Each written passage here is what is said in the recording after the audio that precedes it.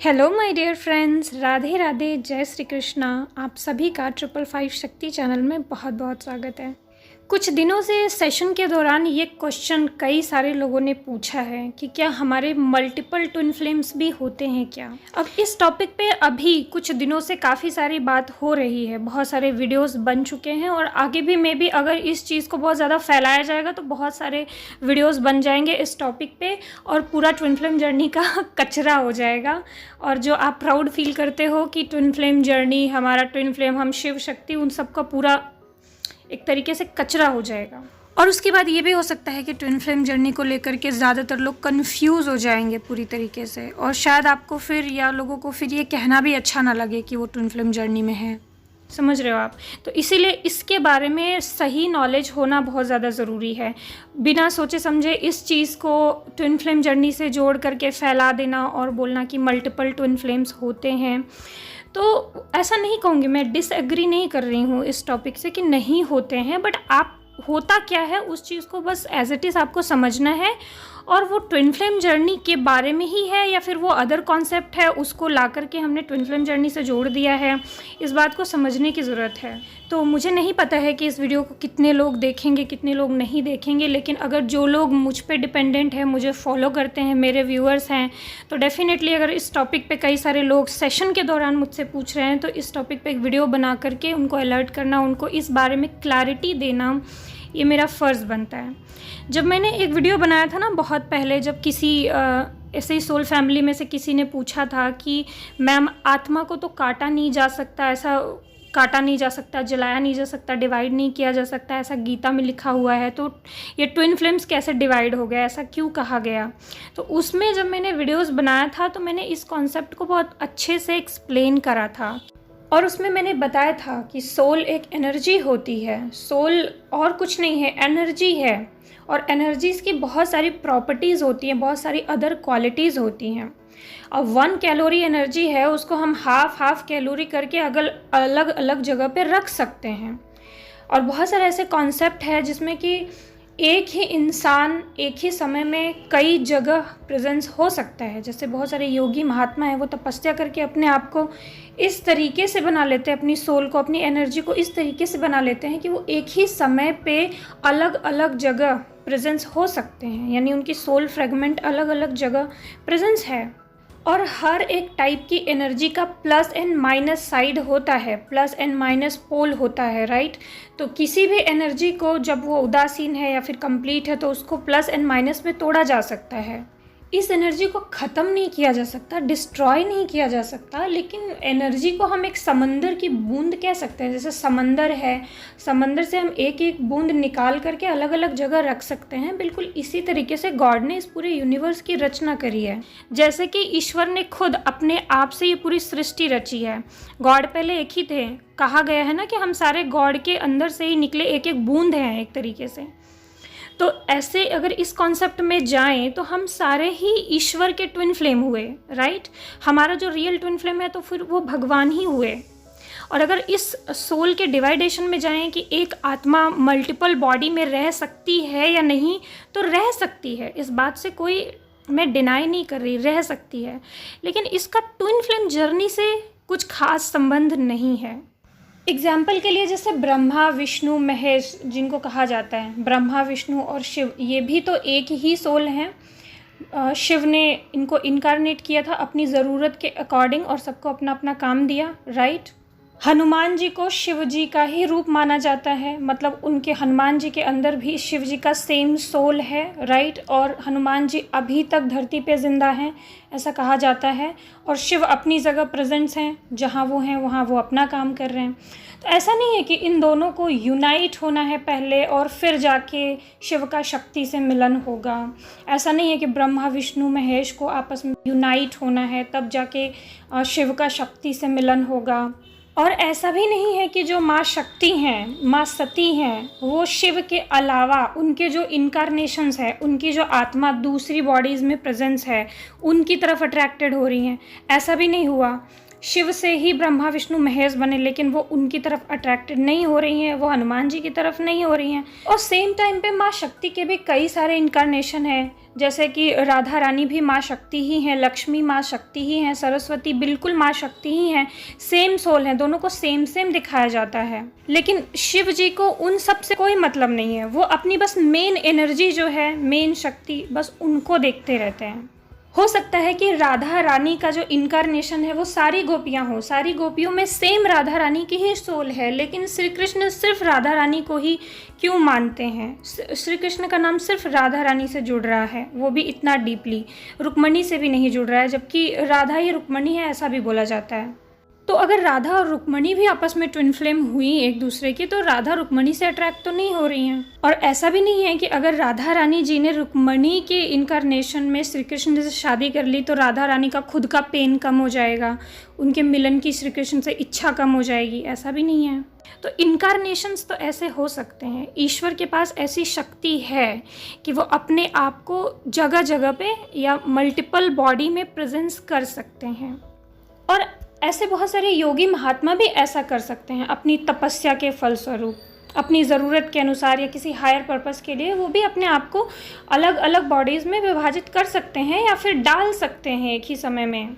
तो इसको आप कोई दूसरा नाम दे दीजिए, लेकिन ट्विन फ्लेम नाम ये ठीक नहीं है, क्योंकि मुझे लगता है कि जो ट्विन फ्लेम जो कनेक्शन है उसको शिव शक्ति कनेक्शन, जिसमें कि माता अपने आप को इनकम्प्लीट फील कर रही हैं, वो अपने रियल जो अर्धांग हैं, वो कितने भी अपने आप को वो कितने भी भागों में डिवाइड कर ले, वो कहीं भी इनकारनेशन अपना स्थापित कर ले, लेकिन उनको फिर भी एक अपना शिव चाहिए, जो उनका मेन मैस्कुलिन एनर्जी है वो उनके साथ होने चाहिए, तभी वो प्लस माइनस यिंग यांग एनर्जी कंप्लीट होती है। तो इसी तरीके से जो ऐसा परफेक्ट वाला हमारा यिंग यांग पार्टनर है वो कोई एक ही है, और इसी को कहा जाता है twin flame, Shiv Shakti journey, only इसी को। अब इसका मतलब ये नहीं है कि एक सोल कई बॉडीज़ में प्रेजेंस है तो आप उसको ट्विन फ्लेम का नाम दे दें, और हमारी बहुत सारी ट्विन फ्लेम्स होते हैं, तो एक ट्विन नहीं मिला तो आप दूसरे को पालो, तीसरे को पालो, कोई और आएगा वो भी आपका ट्विन फ्लेम होगा, ये सब बकवास बात है। मतलब यूनिवर्स तो अनंत है ना, एनर्जीज़ भी अनंत हैं, तो कोई कॉन्सेप्ट है जो हमारे वैदिक ग्रंथों में प्रेजेंस है, और उसको ला करके ट्विन फ्लेम जर्नी से जोड़ देंगे, इसमें ला करके घुसा देंगे, और उस तरीके से अगर ट्विन फ्लेम जर्नी को देखेंगे तो ट्विन फ्लेम जर्नी में आपको बहुत भ्रम सा लगेगा, और इस ट्विन फ्लेम जर्नी को कोई महत्व नहीं रह जाएगा, और सारी चीज़ें इल्यूज़न भरी हो जाएंगी। आने वाले जो ट्विन फ्लेम जर्नी में आएंगे लोग, उनके लिए आप कोई गाइडेंस ढंग का दे नहीं पाएंगे, और सारे लोग अपने आप को बहुत ज़्यादा भ्रमित फील करेंगे। और अगर आपको ट्विन फ्लेम में ये लग रहा है कि दो जुड़वा आत्माएं, तो जुड़वा आत्माएं 5 बॉडीज़ में हैं, वो सारी एक ही आत्माएं हैं, तो आप उसको ट्विन फ्लेम बोल दो, तो ऐसे नहीं बोलना है। मेरे हिसाब से आपको ट्विन फ्लेम या शिव शक्ति सिर्फ उसी को बोलना है जो है मैस्कुलिन एंड फेमिनिन, और इसमें भी हमारा जो कोई एक परफेक्ट मैस्कुलिन, हमारा एक परफेक्ट फेमिनिन, कोई एक ही है वो। और Shiv Shakti twin flame Ying यांग जर्नी को आप सिर्फ ऐसा ही समझो जैसे हर किसी का 2 रूप होता है, जैसे प्लस का माइनस होता है, जैसे दिन का एक रात होता है, जैसे वाइट का ब्लैक होता है, हर एक चीज़ का एक अपोजिट होता है, उसी तरीके से ट्विन फ्लेम का भी यिंग एंड यांग होता है, प्लस एंड माइनस होता है, मैस्कुलिन एंड फेमिनिन होता है। ऐसी 2 ही सोल जो कि मैस्कुलिन एंड फेमिनिन एनर्जी में डिवाइडेड हैं, सिर्फ उन्हीं को ट्विन फ्लेम कहा जाएगा, या सिर्फ उन्हीं को शिव शक्ति कहा जाएगा। इसके अलावा जो भी कोई आपकी लाइफ में आता है वो आपके कार्मिक हो सकते हैं, आपके सोलमेट हो सकते हैं, या और बहुत क्लोज आपके सोल फ्रेगमेंट हैं अगर, तो वो आपके ट्विन रेज हो सकते हैं। ट्विन रेज कौन होते हैं? मतलब एक आत्मा ने अपने आप को 7 अलग अलग रेज में विभाजित कर लिया, मतलब उसी के अंदर की एनर्जी है, बट 7 अलग अलग रेज में उसने अपने आप को विभाजित कर लिया, और वो फिर 7 अलग अलग बॉडीज़ में जा सकती है वो रेज, लेकिन उनकी थोड़ी थोड़ी प्रॉपर्टीज़ अलग होंगी, थोड़े थोड़े उनके बिहेवियर अलग होंगे। तो ऐसे लोगों से भी आपको अट्रैक्शन हो सकता है, आपके ट्विन रेज से भी आपको अट्रैक्शन हो सकती है, सोलमेट से भी हो सकती है, लेकिन आपको हमेशा कुछ ना कुछ इम्परफेक्ट लगेगा, कुछ ना कुछ कमी लगेगी, पूरा परफेक्ट होल एनर्जी उनके साथ महसूस नहीं होगा, क्योंकि जो आपका परफेक्ट मैस्कुलिन है वो तो कोई एक ही है।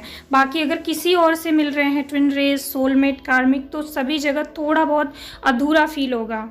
और वो जो हमारे परफेक्ट मैस्कुलिन वाली vibe, perfect true twin flame वाली वाइब, एक होम वाली वाइब जो कि एक मैस्कुलिन से ही आती है कि यही हमारा घर है, यही हमारा होम है, यही हमारा सब कुछ है, ये बिना बताए आ जाता है। और सालों साल अगर आप उससे दूर भी रहें तो भी ये फीलिंग बनी रहती है। ये सिर्फ उसी एक पार्टनर के साथ होगा, बाकी सबके साथ ये मिसिंग होगा, क्योंकि बाकी सबकी एनर्जीज एग्जैक्ट सेम नहीं है, थोड़ा थोड़ा डिफरेंस हो गया है। आपने खुद को ही कई रेज में डिवाइड किया है, तब भी वो एनर्जी थोड़ी थोड़ी डिफरेंट हो गई है। आपका जो वायलेट रेज है, ब्लू रेज है, इंडिगो रेड है, इन सब का जो रेज हैं, जो 7 कलर के रेज हैं, सबकी प्रॉपर्टीज़ अलग अलग होती हैं और सबके साथ थोड़ा बहुत डिफरेंट वाइब्रेशन एंड फीलिंग्स होती है, बट लाइफ सिमिलर ही रहती है। उनकी लाइफ, आपकी लाइफ बहुत हद तक सिमिलर रहती है और कनेक्शन भी काफ़ी स्ट्रांग होता है।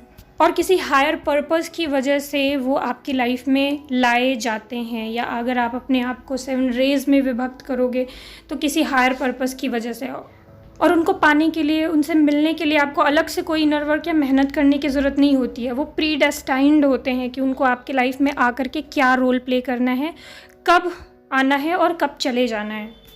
तो हर किसी का मल्टीपल ट्विन फ्लेम ऐसा कुछ होता नहीं है। अगर किसी का है भी मान लीजिए, तो वो बहुत बड़ी शक्ति या फिर बहुत बड़े पर्पस की वजह से होता है। और अगर कोई बहुत बड़ा पर्पस है और उसकी वजह से कोई एक आत्मा कई सारे बॉडीज़ को धारण कर रही है एक ही समय में, तो उसका डेफिनेटली कोई बहुत बड़ा मकसद होता है। और फिर उस मकसद में उसे कुछ करना नहीं होता, इनर वर्क करके अपने अंदर उसको मर्ज नहीं करना होता। उसने अपने आप को डिवाइड ही इसीलिए किया होता है क्योंकि उन सबके साथ एक डेस्टिनी जुड़ी होती है, और फिर उसको मैनिफेस्ट नहीं करना होता किसी से। वो सारे आकर के उसकी लाइफ में वो रोल अपने आप ही अदा कर रहे होते हैं।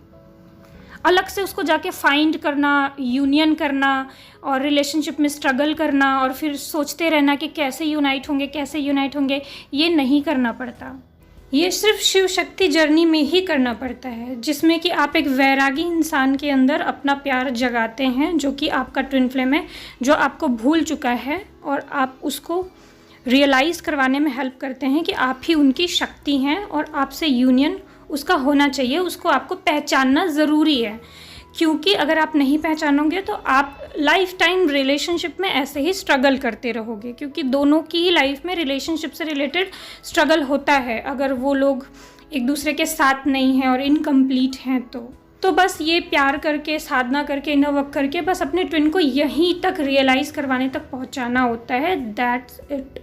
और इस प्रकार की ट्विन फ्लेम जर्नी में सिर्फ वही हैं जो लोग रिलेशनशिप में स्ट्रगल कर रहे होते हैं, अनसेटिस्फाइड हैं और अंदर लैक की एनर्जी फील करते हैं, और उनको किसी न किसी का इंतज़ार है कि वो आके उन्हें पूरा करेगा। और वो फिर लर्निंग लेसन सीख करके या तो अपने ट्विन फ्लेम से मिल जाते हैं, या तो फिर वो अपने अंदर कंप्लीट हो जाते हैं और अपने आप को कंप्लीट करके एक परफेक्ट लाइफ जीते हैं बिना अपने ट्विन के, और अपना स्पिरिचुअल पर्पस, अपना लाइफ पर्पस और अपना सोल का पर्पस पूरा करते हैं, और आफ्टर डेथ यूनाइट होते हैं या फिर नेक्स्ट लाइफ में फिर से बर्थ लेते हैं।